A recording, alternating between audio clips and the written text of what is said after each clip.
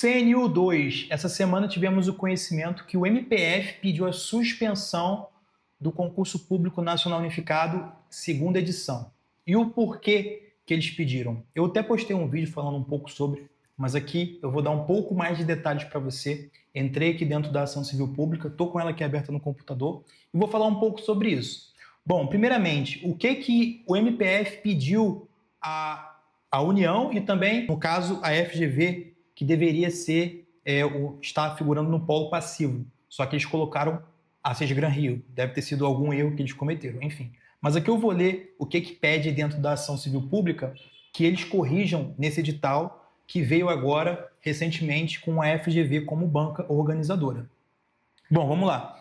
Aqui na petição eles falam sobre a previsão do sorteio de vagas para aplicação proporcional das cotas raciais, nos casos em que o número de vagas ofertadas for inferior ao mínimo legal, sem transparência quanto aos critérios adotados, nem mecanismos de controle, que compromete a efetividade da ação afirmativa e segurança jurídica dos candidatos cotistas. Bom, no último CNU, a gente viu que não teve um critério transparente de como que seriam ofertadas essas vagas e como seria a proporcionalidade. Então, visando não ter esse prejuízo no próximo CNU, o MPF pediu que isso fosse mais detalhado, que isso fosse mais especificado para que houvesse mais transparência dessa situação.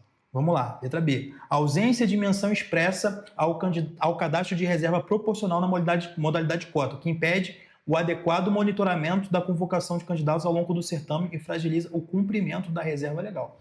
Mais uma vez aqui, parece que eles não especificaram, não tiveram transparência para o candidato saber como que isso vai funcionar e, posteriormente ao certame, ele ir acompanhando essas classificações, essas nomeações. Então, eles pediram também isso aqui.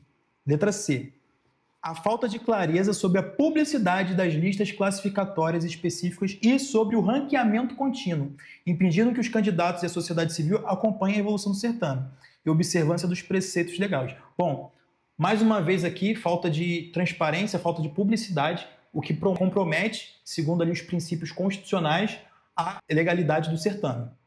A manutenção da diretriz de decisões das comissões de heteroidentificação permanecem definitivas e desprovidas de motivação individualizada, o que contraria os princípios do contraditório, da ampla defesa e da motivação dos atos administrativos, aspectos já questionados nessa ação em relação ao CNU 2024. Eu falei disso aqui ao máximo sobre as questões das eliminações de heteroidentificação do último CNU. Inclusive, nós tivemos cerca de 80% de êxito nas ações por conta dessas ilegalidades. Os candidatos foram eliminados sem ter nenhum critério, sem ter nenhuma motivação do porquê que ele foi eliminado.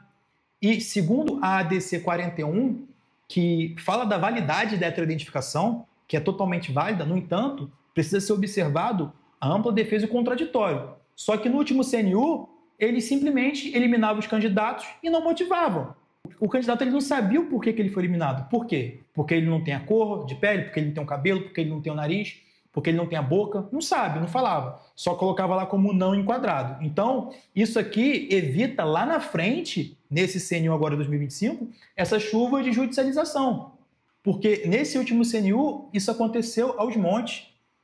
Então, querendo ou não, isso evita mais ações judiciais e mais ilegalidades cometidas pela banca examinadora e pelo concurso nacional unificado 2, beleza?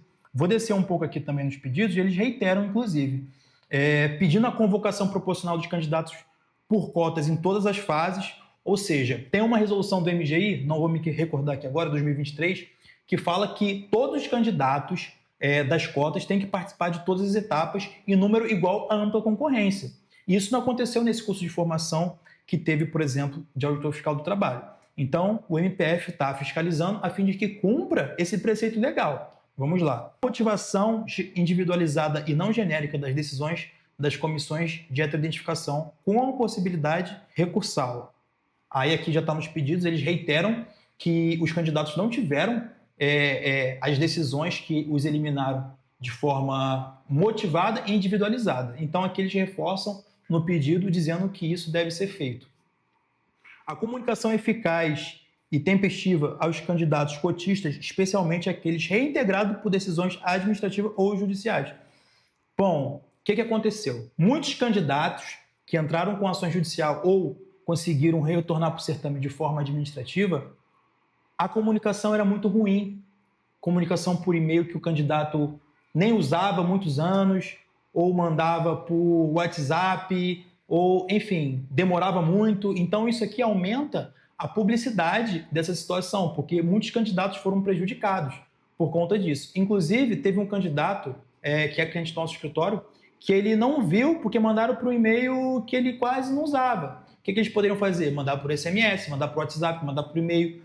Conseguir fazer com que o candidato receba o máximo de informações por todos os canais de comunicação. Então, isso evita prejudicar os candidatos.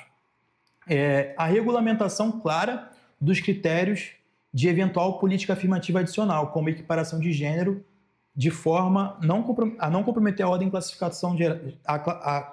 classificatória geral e o respeito às cotas legalmente previstas. O que está falando? Sobre essa equiparação de gênero, que a ministra Esther falou, sobre, por exemplo, o mesmo número de homens que forem para a segunda fase, que é a prova discursiva, ter a mesma quantidade de mulheres também. Eventualmente, por exemplo, 100 pessoas foram aprovadas. Dessas 100, 60 são homens e 40 mulheres. Então, precisa ter 60 mulheres para ficar ali equiparado. Só que parece que isso não foi muito claro no edital. Então, eles estão pedindo que isso seja mais claro, porque isso não é uma cota com uma cota de negro. Isso é uma ação afirmativa para que mais mulheres participem do concurso, entendeu? Então, esses são os pedidos e são aí os pormenores que o MPF está pedindo que mudem no edital e que esclareça esses fatos a fim de que isso não prejudique o novo certame do CNU, entendeu? Então, é isso. Agradeço vocês aí.